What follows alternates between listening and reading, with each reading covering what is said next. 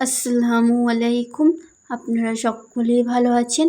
আজ আমি একটা দেখাবো নতুন রেসিপি, মুগের ডাল, ঝিঙে ও কাঁচকলার ঝোল রেসিপি। এই রেসিপিটা আপনারা প্রথম থেকে শেষ পর্যন্ত দেখতে থাকবেন, আশা করি ভালো লাগবে। প্রথমে একটা কড়াই নিয়েছি, কড়াইয়ে তেল দিয়ে দিয়েছি।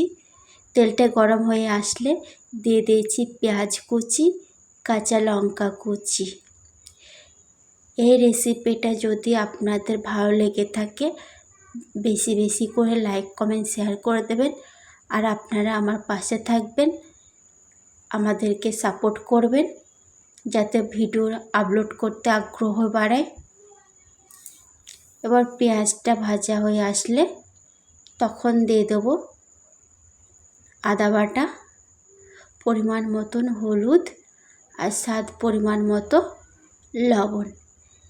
সিম্পল রেসিপি, যারা রান্না করতে জানে না তারাও এটা শিখে ফেলবে। এই রান্নাটা খুব সহজ পদ্ধতিতে। তারপরে জল ঢেলে দিয়েছি। জলটা ফুটে উঠলে তখন দিয়ে দেব আগে থেকে ভিজিয়ে রাখা মুগের ডালটা। মুগের ডালটা আমার দেওয়া হয়ে গেছে, আপনারা সকলেই দেখছেন। এবার একটা পাত্র দিয়ে ঢেকে দিচ্ছি।